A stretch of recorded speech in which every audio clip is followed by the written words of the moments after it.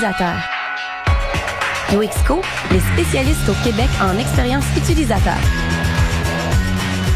Jean-Michel Lacroix est des nôtres en studio. Salut Jean-Michel. Salut Marjorie. On va parler aujourd'hui d'innovation. Oui. Parce qu'il y a des gens qui sont des fois des entreprises qui veulent innover, mais il y a des freins, c'est pas toujours facile. On a des fois l'impression qu'il y a des entreprises pour qui c'est plus facile que d'autres, mais là tu vas même nous donner des exemples d'entreprises qui ça n'a pas été si facile finalement de changer les mœurs et coutumes. Ce qui est intéressant, c'est que, tu sais, on parlait avec l'expérience utilisateur, l'expérience client, comme quoi c'est important la culture d'entreprise, à l'interne, la dynamique, tout ça, pour être en mesure de mettre une bonne expérience client. Ça prend tout le monde qui est derrière. C'est un peu la même chose avec l'innovation. Donc, il faut vraiment que la culture d'entreprise s'y prête, que les gens soient là, que les gens soient derrière. Puis un exemple qui me vient en tête aujourd'hui de grosses entreprises qui ont de la difficulté à innover, c'est Google. Je suis surprise. Ils achètent. Quand c'est le temps d'innover, ils achètent des entreprises, ils achètent des startups, ils achètent à l'externe, puis ils les intègrent ensuite. Donc, tu sais, Google... Donc, c'est pas eux qui ont les bonnes idées, là. Ils sont trop gros. Aujourd'hui, ils sont trop gros pour avoir les bonnes idées. Ils achètent énormément. Puis les projets qu'ils font, souvent à l'interne, ils meurent. Donc, on pense, ils ont essayé de lancer 2 ou 3 réseaux sociaux pour concurrencer Facebook. Ça n'a jamais vraiment fonctionné.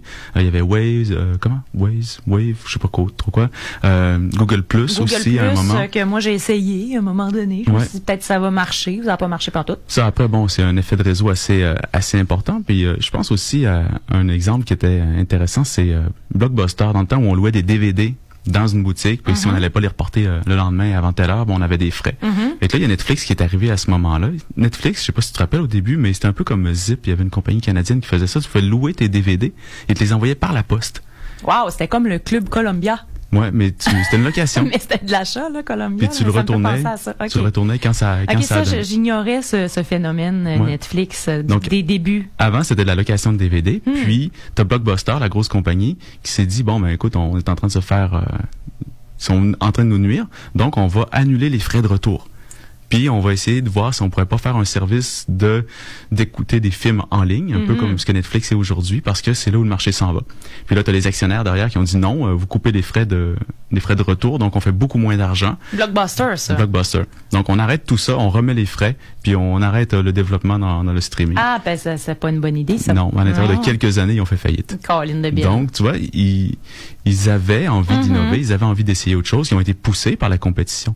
Mais initialement, probablement qu'ils voulaient pas vraiment. C'est juste qu'ils ont vu, mais si on le fait pas, on va mourir. Oui. Un peu comme Kodak. C'est eux qui ont inventé l'appareil photo numérique, mais ils l'ont pas vraiment commercialisé, ils l'ont pas mis de l'avant parce que leur plus grosse source de revenus, c'était les films. Donc, ils vendaient des films pour mettre dans ton appareil photo. Donc, ils avaient tout intérêt à ce que tu restes sur ton vieil appareil photo avec des films. On peut peut-être penser aussi à certaines industries de l'automobile qui n'ont pas intérêt à investir dans les énergies vertes. Quoique, si t'es wise, tu te dis c'est peut-être là qu'il faut investir aussi.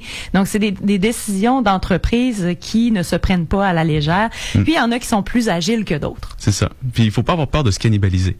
Si tu veux transitionner vers un nouveau marché, c'est sûr qu'au début, tu vas te cannibaliser. Tu vas te nuire, tu vas manger dans ton propre prix. Ça me fait penser aussi à par exemple, si moi je donne des conférences et que on dit ta conférence va être live streamée. Il y a des gens qui se disent, ben non, il y a plus personne qui va venir à ma conférence. Mais c'est plutôt le contraire qui arrive parce que ça apporte de la notoriété. Il y a des gens qui vont live streamer, qui vont regarder la conférence puis que la prochaine fois, ils vont se dire, ben, je vais y aller en personne. Ça a l'air fabuleux. Donc, ça peut constituer aussi une belle pub. Donc, c'est un peu là-dessus que tu nous enlignes ce matin. C'est une décision d'affaires. Faut voir où tu veux aller, faut voir ce que tu veux faire. Ça dépend beaucoup de la philosophie de l'entreprise. Mais un qui a bien survécu à ça, se cannibaliser, c'est Intel. Donc, ceux qui font les microprocesseurs pour ordinateurs, à une époque, ils étaient en train de se faire damer le pion par des petits joueurs qui ont commencé à faire certains types de puces. Puis Intel ont engagé des consultants, et les consultants ont dit, bon, ben, vous allez vous faire manger par ces petits-là. Aujourd'hui, ils vous apparaissent anodins, ils sont pas dangereux, ils sont pas menaçants, mais ils commencent par là, ils mangent le bas du marché, puis tranquillement, ils vont venir vers vous. Donc, vous devez rentrer dans ce marché-là, couper les prix, puis innover pendant que vous pouvez encore. OK. Il y a des gens, bon, on l'a dit, là, qui sont pas capables d'innover comme Google, puis c'est pas nécessairement aussi... Tu sais, innover pour innover, c'est pas nécessairement gagnant, là. c'est pas nécessairement gagnant, ça peut se retourner contre toi. Puis c'est souvent ce que les entreprises ont peur. Puis des fois, t'as pas intérêt à innover non plus dans des marchés. Je pense aux banques, entre autres, les banques, les assurances. C'est assez verrouillé, c'est assez fermé. Ils préfèrent ne pas innover. Donc, puis même quand ils innovent, c'est un peu comme faire semblant d'innover. Aujourd'hui, tu as une app mobile qui te permet de gérer tes comptes, tout ça, mais c'est encore à l'ancienne. Quand tu regardes les autres apps vraiment mobiles, les banques 100% en ligne, comme ils sont en train de pousser en Europe, ben la banque en ligne, en fait, tu gères ton argent, tu la transfères comme tu veux, tu as très peu de frais, ils te donnent de l'intelligence énormément sur ce que tu fais. Tu sais que tu as mangé, je sais pas, pour $150 de resto ce mois-ci, tout ça pour t'apprendre à mieux gérer ton argent. Donc, moi, ce que je veux en tant que client d'une banque, c'est pas juste un endroit où mettre mon argent sécuritaire. Je veux ce qui vient avec, je veux l'expérience, je veux qu'il m'aide. Les services, les conseils. Ouais, puis tout ça, aujourd'hui, avec l'informatique, ça peut être automatisé. Ils me calculent des statistiques sur mes dépenses pour m'aider à épargner. Ouais. Puis tout ça, tout le service aujourd'hui, c'est l'expérience globale de la banque. Desjardins le fait. Je voulais le nommer parce que, oui, Desjardins fait ça. On peut faire un petit budget, là, puis il y a des graphiques qui sortent, puis tout ça. Donc, sont quand même pas si pires, même si c'est une grosse, comment dire, c'est pas parti d'Internet, là, Desjardins, on le sait. C'est parti d'une coopérative, je pense, en 1900 que ça a été fondé, si je me trompe pas. Ça fait quand même longtemps. Mais bref, sont quand même assez agiles pour quelque chose qui pourrait paraître assez rigide. Tu avais un exemple aussi que tu voulais donner par rapport à l'asphalte. Oui. C'est Laure Gabriel, mon associé, qui me racontait ça. C'est une entreprise québécoise qui avait trouvé une façon de recycler l'asphalte. Il était capable de recycler la vieille asphalte qui enlevait, il était capable de recycler à 80-90% l'asphalte. Puis ils ont tout fait, je pense, pendant 15 ans pour réussir à convaincre, l'asphalte, ton client, c'est le gouvernement. T'as pas le choix. Ils ont tout fait pour convaincre que c'était un bon produit, que c'était bien, que c'était innovant. Ils avaient même réussi à le rendre plus durable en intégrant des particules de verre, des choses comme ça à l'intérieur. Ils les ont amenés à l'international, voir ce qui se faisait ailleurs dans les autres pays où ils recyclaient l'asphalte aussi. Puis ils ont jamais réussi à avoir une approbation. Je sais pas après comment ça s'est passé derrière les portes. Hein. Je connais pas l'histoire officielle, mais c'est une histoire d'innovation qui peut mal tourner des fois quand une industrie a pas intérêt. On pense un des exemples qui me vient en tête aussi, c'est tout ce qui est légal. Donc, toutes les lois, la comptabilité, la fiscalité, c'est plus payant pour beaucoup de monde si c'est compliqué. Tu sais, si c'était facile de faire ton rapport d'impôt en ligne, si le gouvernement, ils savent déjà comment tu gagnes, tout ça, puis à la fin de l'année, ils disent, écoute, tu nous dois tant. Tu dis, OK. Ce serait pas pire, hein? Et que ça serait le fun. En plus, ça s'en vient, les impôts. Ah, cauchemar. Ouais, mais ça serait le fun si c'était automatisé, effectivement. Ceci dit, ce qui est intéressant avec Internouille et le numérique, c'est qu'on peut aussi tester des idées avant de les mettre en place. C'est-à-dire, on peut, par exemple, se partir une page Facebook alors que notre entreprise n'est pas encore complètement mise sur pied. C'est intéressant, ça. Oui, c'est vraiment génial. Ça démocratise vraiment beaucoup l'accès à démarrer une entreprise. Par exemple, si tu as une idée d'entreprise, demain matin, tu te pars un groupe Facebook, tu t'en parles, tu parles de ce qui t'intéresse, tu parles du sujet en question, tu donnes l'information, tu échanges, tu impliques les gens, puis tu vois si les gens participent. Si les gens participent, ils viennent à toi, puis ils trouvent ça intéressant, puis ils veulent en savoir plus. Des fois, il y en a qui vont t'offrir de payer pour un service ou pour quelque chose, puis tu sais, tranquillement, ça démarre. T'es pas obligé de quitter ta job, avoir un gros plan, puis d'investir, de t'endetter de 100 000 $ dès le début. Donc, tu peux commencer petit pour voir si ça marche, puis tranquillement, tu peux automatiser. Tu peux commencer à travailler avec des feuilles Excel, puis avoir une liste de diffusion, puis des petits outils comme ça qui sont souvent gratuits sur Internet. Ouais, et ça peut nous permettre, comme tu dis, de tester et de raffiner à la limite son plan d'affaires. Ça peut être quand même trippant. Et je voulais faire part d'une anecdote assez capotée parce que tu sais, on disait, on peut se partir une page Facebook, tester des choses grâce à des applications numériques pour voir si notre concept, mettons que c'est un restaurant, fonctionne. Ben il y a quelqu'un qui l'a fait et qui a créé un restaurant de toutes pièces, un journaliste qui testait des restaurants, donc un journaliste gastronomique qui s'est dit, Colin, je devrais essayer de me partir un faux restaurant. Donc c'est quand même une fraude, là, mais c'est ce qu'il a fait. Il a utilisé les réseaux sociaux et notamment TripAdvisor parce que lui, une partie de son boulot, c'était de faire des reviews sur TripAdvisor. Et donc, il s'est affairé avec des amis à faire une séance photo pour photographier des plats qui ne sont pas des plats en passant, c'est vraiment du plastique, c'est toutes sortes d'accessoires.